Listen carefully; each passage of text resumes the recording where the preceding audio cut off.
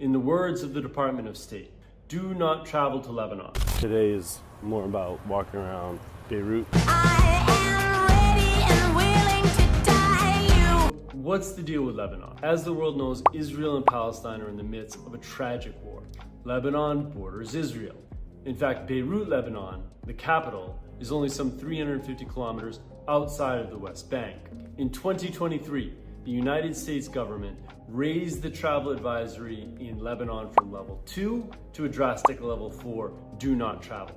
In the words of the Department of State, do not travel to Lebanon due to the unpredictable security situation related to rocket, missile, and artillery exchanges between Israel and Hezbollah, or armed militant factions. Do not travel to Lebanon due to terrorism, civil unrest, crime, kidnapping, and the embassy Beirut's limited capacity to provide support to United States citizens. But officially, there is no war in Lebanon. We've probably all heard about the attacks in Lebanon between the IDF, or Israeli Defense Forces, and Hezbollah, a Shia Islamic political party and paramilitary group.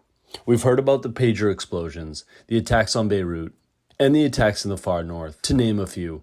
There was a good amount of time in 2024 where it seemed like there was another attack on Lebanon every other day. That died down in late 2024. And what I want to know is, in early 2025, what does it feel like on the ground in Lebanon? Is Lebanon safe to travel? So I'm here in northern Cyprus. I've got a flight to Beirut, Lebanon. I've got a layover in Istanbul. So I've actually got to stay the night in Istanbul airport, and I've got a 5 a.m. flight to Beirut the next day. I'll get to Beirut around 6:30 a.m., so not ideal, but let's hope Lebanon is safe. It's about 3:30 a.m. If I look tired, it's because I'm tired. At Istanbul SAW airport, I say SAW because I don't know how to say it. It's super hard. Got a flight in about an hour to Beirut, Istanbul to Beirut, easy flight, hour and a half. I'm at my Airbnb here in Beirut, flew in about an hour ago. Here's my view of the neighbors, not particularly outstanding. Just kind of standard old Middle Eastern vibes. Karachi, Islamabad, Cairo. Kind of Moroccan vibes too. Fez, Marrakesh. Coming over here, got my own little patio. There's not much to see the city from this view, but it's nice to have a patio. This is a Beirut morning. A very wet Beirut morning.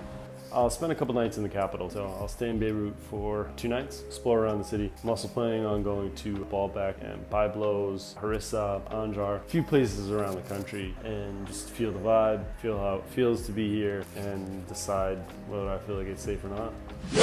Being at one of the oldest cities, and these colonnaded Roman streets, this ancient fort,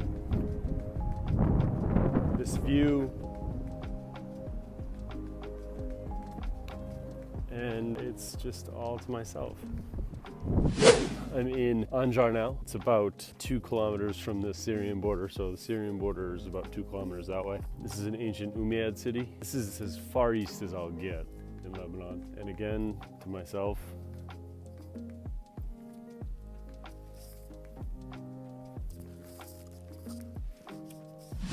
So now I'm at Harrisa. There's this beautiful view of the beaches below.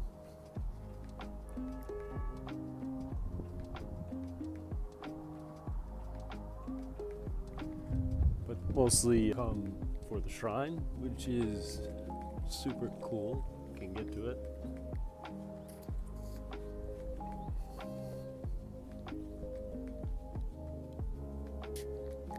And for the modern church over here, the structure is just super unique.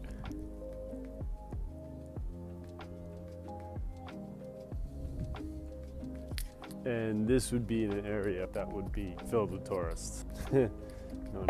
It's not that I feel like I'm in danger, or like driving here I was in danger, but I guess the possibility of it is there, so people say why take the risk. The top of the shrine is beautiful up here.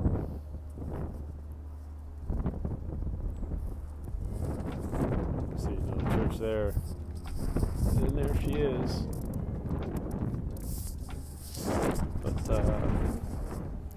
people to enjoy it.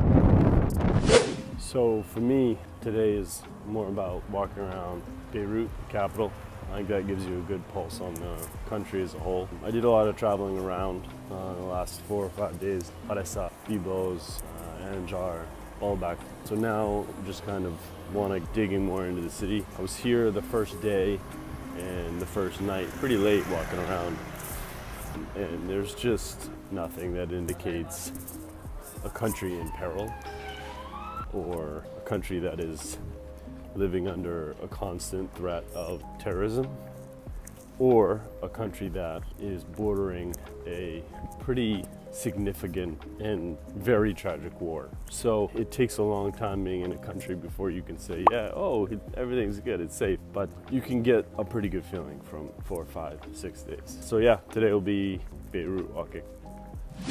So I'm going to offer my final thoughts on whether or not I think Lebanon deserves a level 4 travel advisory. Do not travel. I feel bad saying this because I always have a great time in Lebanon. Lebanese hospitality is always amazing, but I think right now the level 4 travel advisory is reasonable. It's possible that the war in the south could spill over. Also, we know Hezbollah is here. I was here for 4 nights, 5 days. I didn't see anything that resembled a war or anything that resembled terrorism. I didn't have any pause or cause for concern. But just because I didn't see it doesn't mean it's not here. I've never seen a Komodo dragon, but I know they're real. So I think right now, let's pray for peace and come to Lebanon another time. We're proven out.